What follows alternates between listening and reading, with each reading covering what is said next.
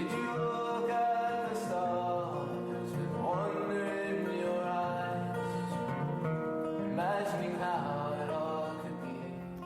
Hello, my friends. I am excited to share with you this Wednesday night. And tonight we are going to be talking about Advent, which is one of my favorite times of year. And some of you guys, I bet, already have a good idea of what Advent is. And some of you guys, I'm guessing, probably don't know what Advent is. So if you don't, that word Advent just means coming, means something is coming. And when we as Christians celebrate Advent or observe Advent, think about Advent, we are thinking about Jesus's birth coming, that Jesus is coming, and we are getting ready to prepare our hearts and our minds for Christmas, for the time that we celebrate Jesus's birth. So, really, it's all about waiting for that actual time and making sure that we are ready to think about the most important part of Christmas. And every family does that differently. There's lots of great ideas out there. But this year, I wanted to share with you guys what our family does, or one of the things that we do. We do several different things. But we have, for several years, been reading this book that has a different story in it. It's kind of like a story, but it's also sort of like a devotion. Each day leading up till Advent. And Advent is the 4 weeks before Christmas. So it starts 4 Sundays before Christmas. So it's not Advent yet. It starts November 29th. So we still have a little while. But next Wednesday is going to be Thanksgiving week. So I will not be sharing with you guys that week. And then the week after that, it will be Advent. So it's going to be here before we know it. So I was just going to share an introduction with you guys today. And if you all are in church, or if you're watching online church on the video, you are going to see them lighting the candles on what we call an Advent wreath. And this is our Advent wreath. See if I can show you without dropping it.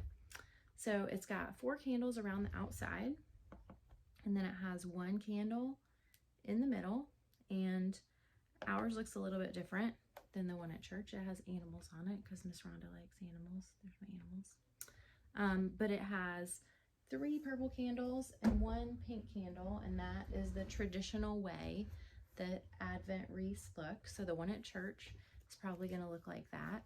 And the candles each mean different things. We light one each Sunday leading up to Advent.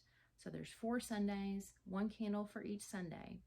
And those 4 candles each mean something different. There's a meaning behind them all. So I want you guys to listen really carefully. And when they're lighting those Advent candles each Sunday, if you're watching on the video or if you're there in church and you see that, I want you to listen and remember what each of those candles means. And then the one in the middle, this candle, we don't light it until the very end, until Christmas Day. That's the Christ candle. So that's a neat thing that we do. And then we also read these stories. And sometimes people will also have what they call a Jesse tree. And we're going to talk about that today and why they call it a Jesse tree. But our family, we do that. And we have a little tree that we use for that. Some people might just use their big Christmas tree or whatever Christmas tree they have. Sometimes people use different things. Sometimes people will draw a big poster board tree and hang it on the wall and put their ornaments on that for their Jesse tree. Some people will take like a branch, like you'll go outside and find a branch that's fallen from a tree and like stick it in a pot and have your own little kind of rustic, outdoorsy looking Jesse tree. So that's another idea of something that people do for Advent. So these are the ornaments that we have used for years for Advent. They're printed out paper ornaments.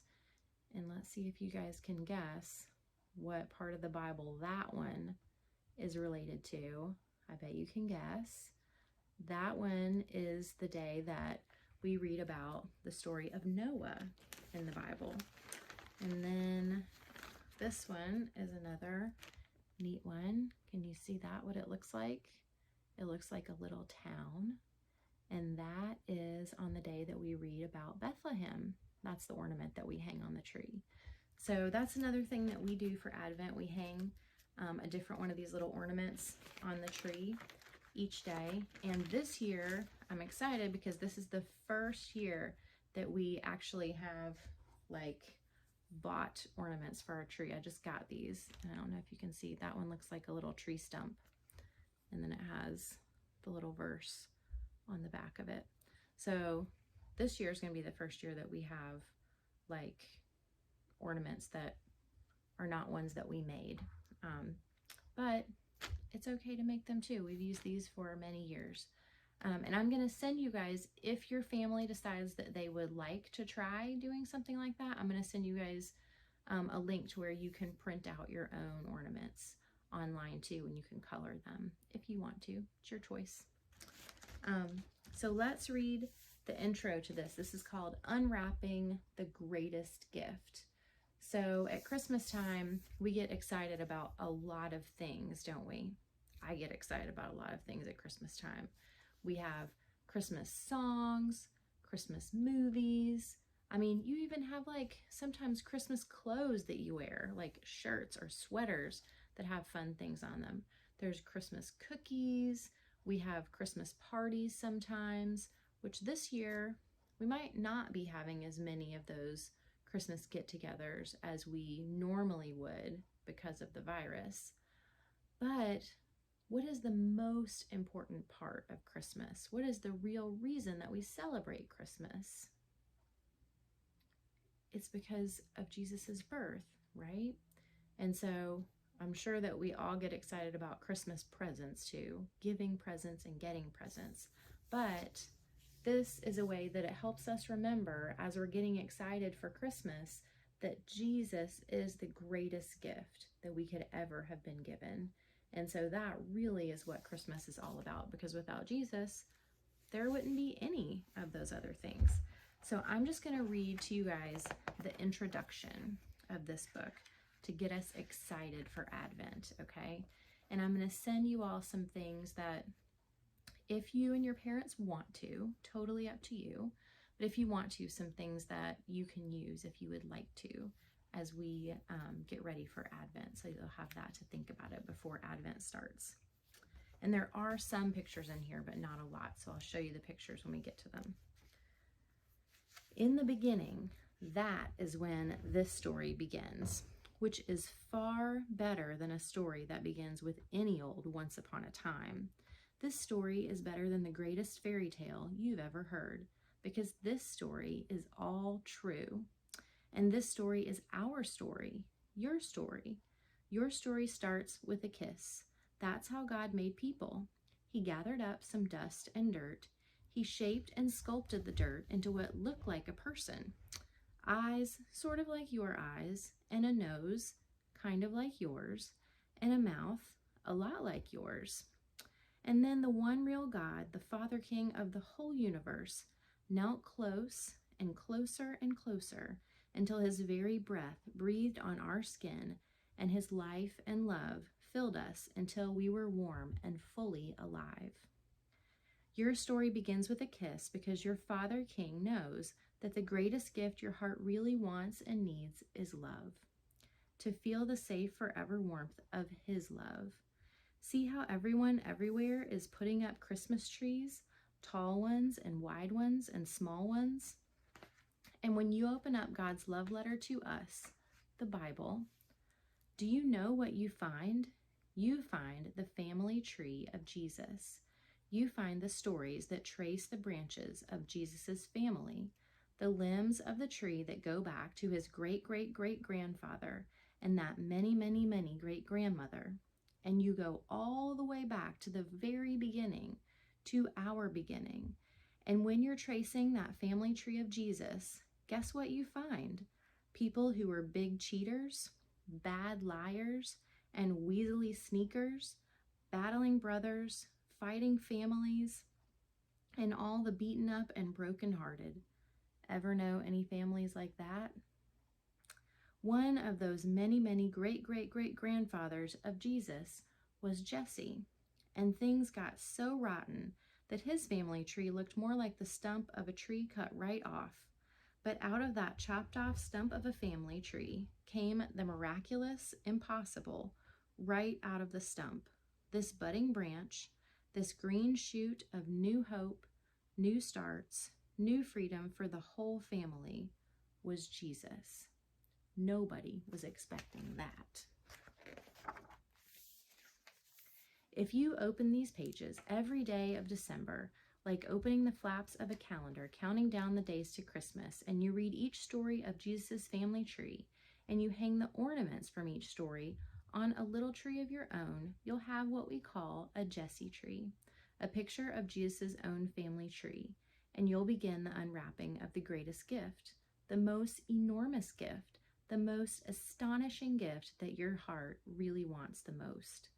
If we want our Christmas tree to really stand wondrous and full of meaning, the tree we really need to understand and be astonished by is the family tree of Jesus Christ, because this is our story, your story.